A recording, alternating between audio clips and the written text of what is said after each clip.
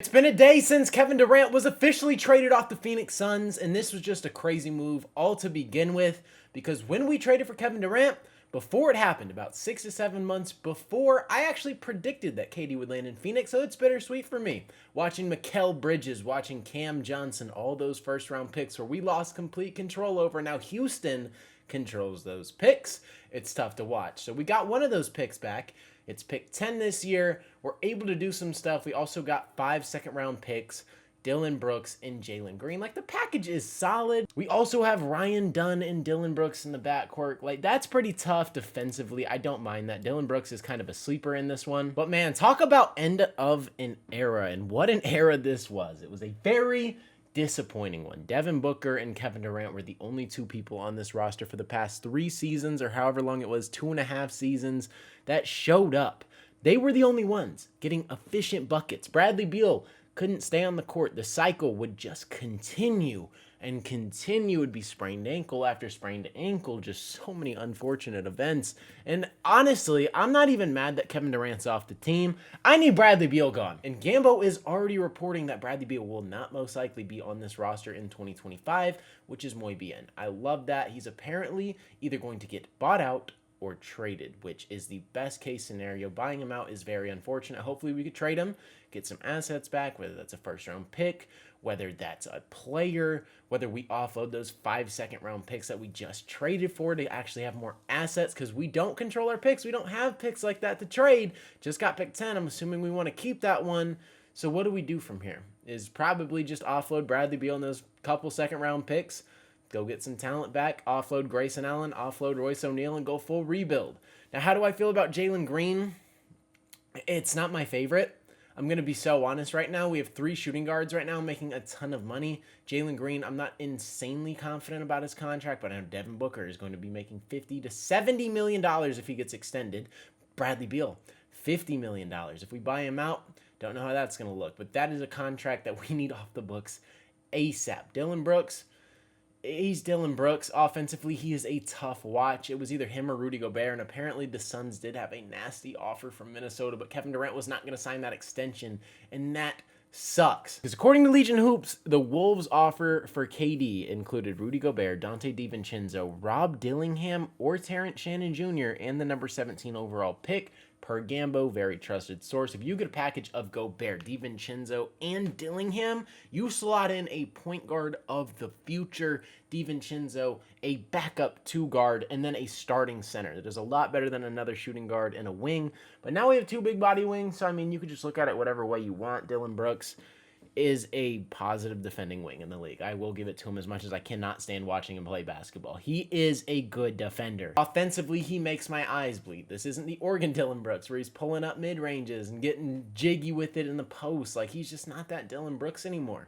Kevin Durant, obviously, Houston just got a phenomenal talent. That lineup is going to be dangerous. They have Sengun, they have Jabari Smith, Kevin Durant, Fred VanVleet. Like, they got talent for days. That roster is insane, and obviously they have Amen Thompson, one of the best versatile players in the entire league. If he can become a 33% three-point shooter in this league, he's dangerous. One of the best defenders I've ever seen when it comes to instincts and just read and react. He is ridiculous. He is Kawhi Leonard-esque.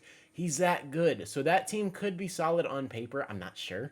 I'm not really insanely positive that that team is going to just dominate the West. Like, if Reed Shepherd, who I am high on, takes that leap, then yeah, they could be pretty solid. But, like, I'm not a big believer in Fred VanVleet or Jabari Smith like that. A lot of Suns fans wanted Jabari. I'm cool on that. I didn't really like the Rockets package to begin with, but KD wanted Houston. He chose Houston. Now we got Jalen Green. I got to buy into the Jalen Green hype. I'm not going to sit here and BS anything. I'm kind of done with that. Jalen Green, very inefficient basketball player. He is not consistent in the playoffs. We kind of saw him just disappear, and if he has a change of scenery, maybe that benefits him.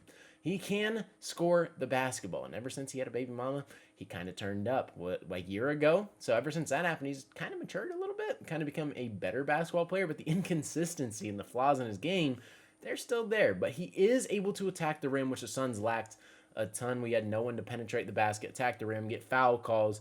That's going to change in 2025. Dillon Brooks, now we have 2 versatile defenders. Hopefully they play Ryan Dunn the minutes, but we need a center. Nick Richards is cool. I like him more as a backup, but we also really don't have a point guard. So I don't know what the Suns' direction here is, because Devin Booker running the 1 is just not something you want every single game. He can do it if you need him to slot in. Point book is a thing. He is very versatile in his play style. He can adapt. We saw it in the Olympics. But how is this going to go going forward? Not sure. And I am a little concerned. The roster construction, we're kind of retooling. I understand completely the direction we're going. Jalen Green, maybe we offload him at the deadline for some picks or better assets. I don't know what the direction was there. I cannot lie to you. Booker and Jalen Green in the backcourt doesn't really make sense to me. Unless Jalen Green becomes a better playmaker, Devin Booker doesn't have to take control, then maybe I like it. Maybe we go get a Chris Paul. Very old, but just somebody who can actually control the pace. Otherwise, this team's not going far. Is this a year where we just rebuild? I don't know, because we don't control our pick. So it's kind of dumb at the end of the day. But hey, it is what it is. Kevin Durant is a Houston Rocket. You guys let me know who you think won the trade. I think it was kind of balanced, like Houston. Like, I just don't think the championship window is there necessarily. It's a move that definitely puts them over the edge and makes them 10 times better. Kevin Durant, Sengun, like, definitely a better team. But you just lost defense on the perimeter in Dillon Brooks. We'll see how that pans out, man. You also lost someone who attacks the basket, and you just replaced him with Kevin Durant, who is 37 years old. KD ain't penetrating the basket like that anymore. He lives in the mid-range. He's even settling for more threes right now. We'll see how it pans out. Kevin Durant is a top 5 player in the NBA right now. And I also hate what he said. If you guys haven't heard it with Kay Adams, he said Suns fans wanted him gone. Not true. Kevin Durant, once again, letting Twitter get under his skin. Just so annoying. Just listen. They wanted me to go, so it's like, I'm glad we both, they got what they wanted and I got what I wanted. So, like, Suns fans did not want you gone. Stop. That is not true whatsoever. You just let them get under your skin. You wanted out. You got what you wanted. It is what it is. I know the Suns front office did try to offload you, though, so that might play a factor in this at the deadline. Tried to send you to Golden State. You shut that down, said we'll figure something out in the offseason. You didn't want to move during the year. I completely get it. But at the same time, pinning this on Suns fans and saying that we wanted you gone, I feel like is a cop-out. It's a lame excuse. Just call it how it is. KD, you're not afraid to call it how it is. Suns fans were not the reason that you got traded. It was because the front office couldn't acquire Jimmy Butler at the deadline, meaning we couldn't pair y'all up. We had a trade set in place where we were going to get Jimmy Butler, but we were going to trade KD away. Like, I don't understand what Matt Ishbia in this front office was doing. That would have made no sense. If we landed Kuminga and Jimmy Butler, I would actually hate this franchise even more. This move, I feel like, is 10 times better than Jimmy Butler being paid $50 million. And then on top of that, also paying Kuminga a bag. 2 players that I don't really love for the long term. KD and Jimmy Butler together, different story. But if you're trading Jimmy Butler, or if you're getting Jimmy Butler and you're trading KD away, makes no sense whatsoever. So I understand it, but putting it on Suns fans is lame.